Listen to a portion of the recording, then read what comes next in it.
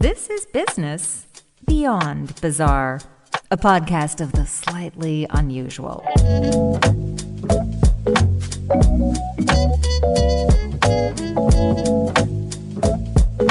Here's your host, Peter Anthony Holder.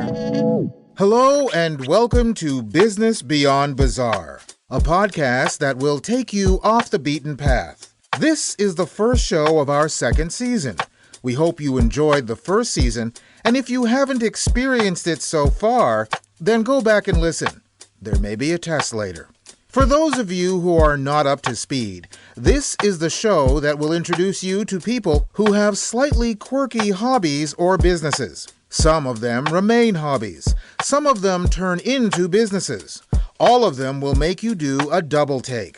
Like this first item that may or may not tempt your taste buds.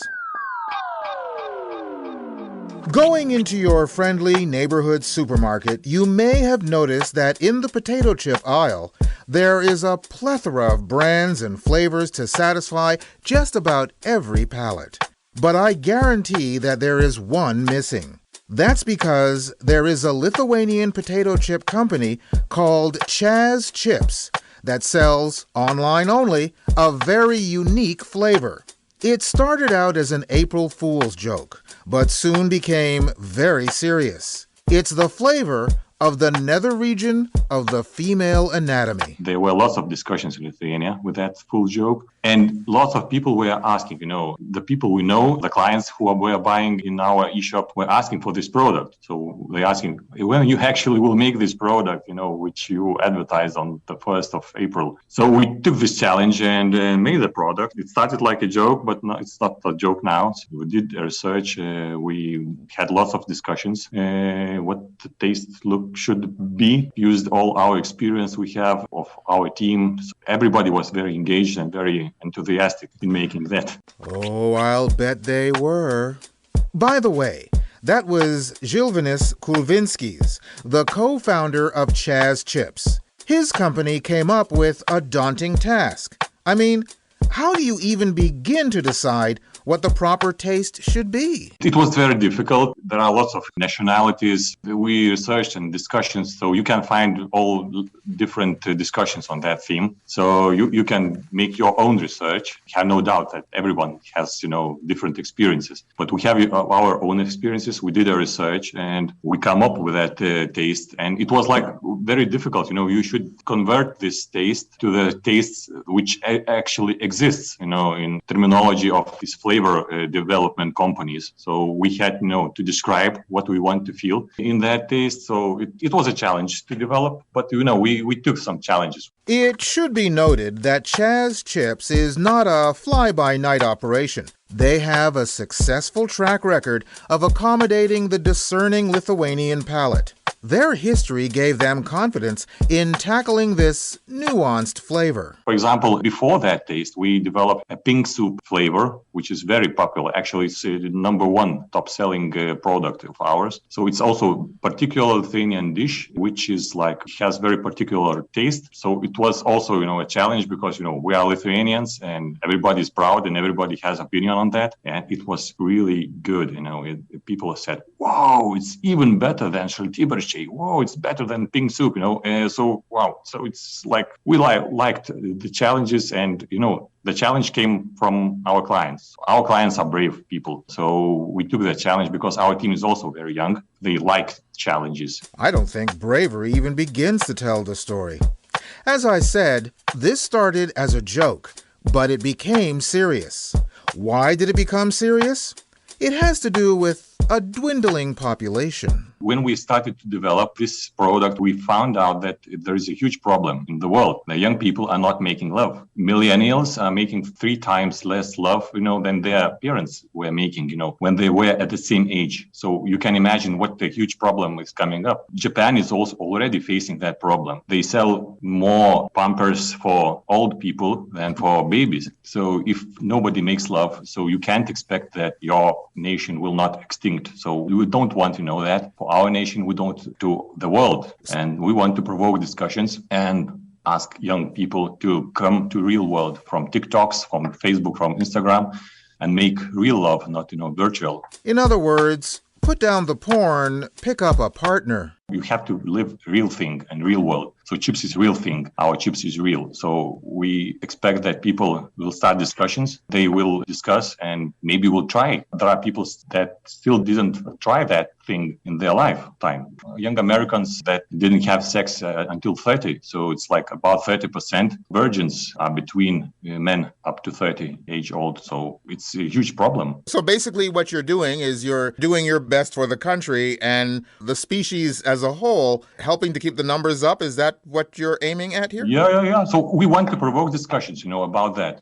We say that this kind of sex is designated for making real love. So it's like you can start with that, you can end with that. But, it's like you create something that you didn't create. So you make a pleasurable thing and you provoke the discussion with your couple. I think it's very important, to talk in the couple, what each of them wants. Admit it. You haven't thought of potato chips as foreplay, have you? Chazz Chips created their new flavor without a lot of fanfare. They only sold it online to customers who were over 18. There was no advertising or promotion.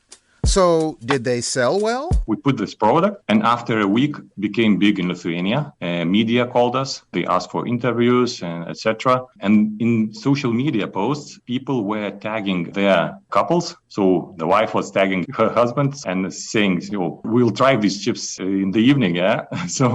So people really liked this idea. If we made at least several hundred people happier, it's very good. We understand that there are people who could be angry, who could, not tolerant, but we understand that you can't please everyone. We don't want to please everyone, but we want to start the discussion and start solving this problem. Chazz Chips has received a fair number of inquiries from around the world, including from women. But it's not complaints. It's more like requests. There are no plans to extend, not yet, but we have, very strong pressure to make a man's taste, not only women's taste. So men's taste version, we'll see. I don't have any promises or dates or something, but we see that it could be big. We get inquiries from Canada, from United States, New Zealand, Australia, different countries, Asia. But the biggest are like Spain is the biggest. I think they have already had, the discussion on TV show in Madrid. So it's interesting, to see what's happening without any, efforts. While this particular flavor is probably their boldest yet, this is a company that pushes the envelope with other items for the 18-plus crowd. What's Chazz is different, so it's like very bold packaging. So we have Bloody Mary, for example, taste. We have mussels and white wine, for example. Also, there's magic truffles, cannabis taste. So lots of very bold flavors, which also are 18-plus. They are marked 18-plus. Bold flavors, but this one is absolutely boldest. Is there any particular dip that it goes best with? It's Philadelphia cheese, so it's very good with the Philadelphia cheese. For example, this cannabis is like perfect snack with Philadelphia cheese. Oh, I'll just leave that one alone. I'm just reminded of that old slogan from that other potato chip company. Bet you can't eat just one. What was the name of that outfit? Oh yeah, considering the flavor of these chips, Chazz should have gotten that name first. If you want more information, you can check out their website at chazzchips.com. And Chazz is spelled with 2 Z's. Business beyond bizarre. If you like to travel and you're into museums, then perhaps there is a location that should be on your list. When visiting Reykjavik, the capital of Iceland, a popular destination is the Icelandic Phallological Museum. Phallology is the study of the penis, and at the Icelandic Phallological Museum, you'll find a collection of more than 300 penises. Or should I say peni? Or is it penis? Well, either way, it's a lot of them. You're probably wondering, how does a museum like this get started? And how does a collection like this even begin? We began in 1997, but the collection actually began in 74. And on why? Well, our founder always said that I never liked to collect stamps. And then he said, why not? But truth be told, it began as a joke, which developed into a passion. And eventually his wife said, you can't keep the penis at the house anymore. Yeah, if I had a nickel for every time I heard that. By the way, the person you just heard was Thordur O. Thordarson, the manager of the museum. And the founder he was talking about was Sigurdur Harjardsson. And no, I won't try to pronounce that again. So, what was the first member in the membership of his collection? Well, he always lamented that people no longer utilized everything from the animals, like back in the day. And he said that, told his friends that as a young boy, he had a bull penis pizzle. So as a joke, they gave him a bull penis pizzle, like they used to collect sheep with here back in the day. Well, this became an ongoing joke. Some of them worked in a slaughterhouse, others at a whaling station. Iceland used to be pretty big on whaling. So he was able to get quite a few large specimens. Okay, I'm an inner city kid, so I'll bite. What's a pizzle? Well, a pizzle is like a small whip. It actually usually refers to like a dried penis sinews from a bull. It's used like a small whip. I know that in the Middle Ages in Germany, they were used for self-defense. Would-be robbers would not want to be beaten with a bull's penis. In Iceland, they were used to collect sheep. How did the collection grow from a single solitary bull's penis? As far as I know, penis was something which was usually just thrown away. So those who had like summer jobs at the whaling station began bringing him penises from sperm whales and fin whales, stuff like that. He got an idea. It would be interesting to own a penis of every mammal in Iceland. We have like a very small mammal. It's only about 30 animals. The museum boasts of having a collection of over 350 specimens from over 120 species of mammal, both foreign and domestic. Wait a minute. We're mammals. Yes, we have a penis from a 95-year-old Icelandic bachelor, and I guess you could say an infamous womanizer. He claimed to have bedded over 300 women in his time. How did you get that? Did he will it to you? Yes, he did. He was, well, not a friend, but an acquaintance of our founder, and he spoke much about how well he did with the ladies and how well endowed he was. So our founder kind of dared him to, like, donate his penis post-mortem, and the guy did it. It's one thing to have a collection. It's another thing to open up a museum to have other people see your collection. We already know that the founder's wife wanted penises out of the house, but opening up a museum is a major leap. Well, he was the kind of guy who always liked to push people's buttons, not least his wife. It's basically what happened as their living room became increasingly crowded with amputated phalluses in jars. His wife just had enough, and he said, like, you can't keep him here anymore. So he decided, like, a good way to keep on pushing people's buttons would be to open a museum. And of course, everybody here was like, initially, just why would anybody do that? But it's kind of a live and let live, society. So yeah. Amputated phalluses in jars. Now there's another moniker to add to your list of potential band names. Even though some people said, why would you do that?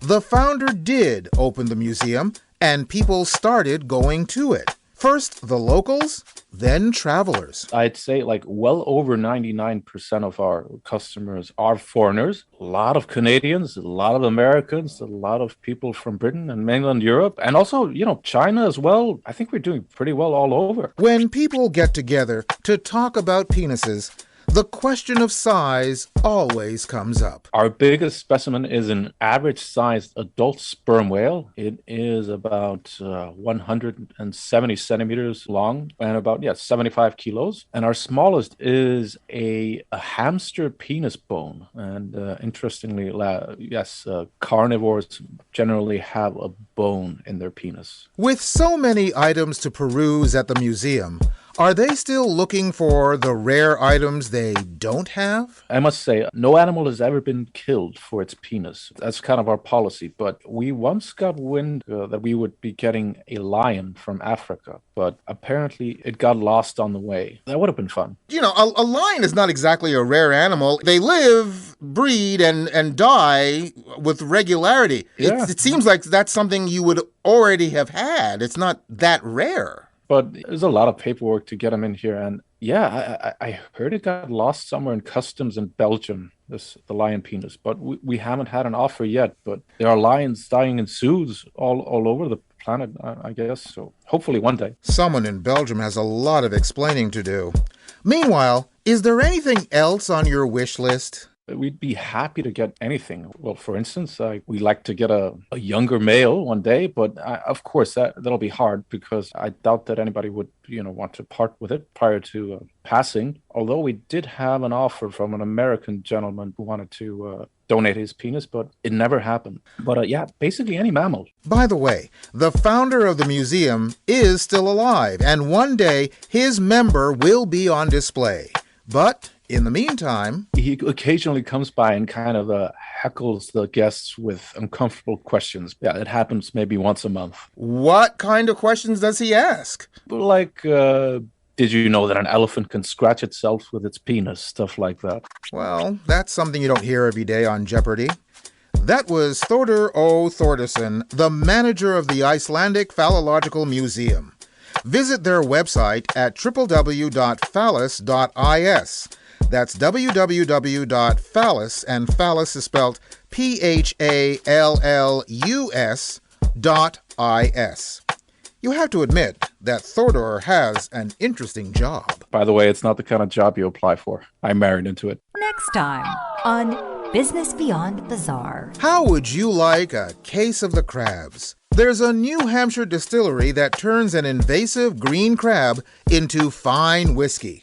Bottoms up.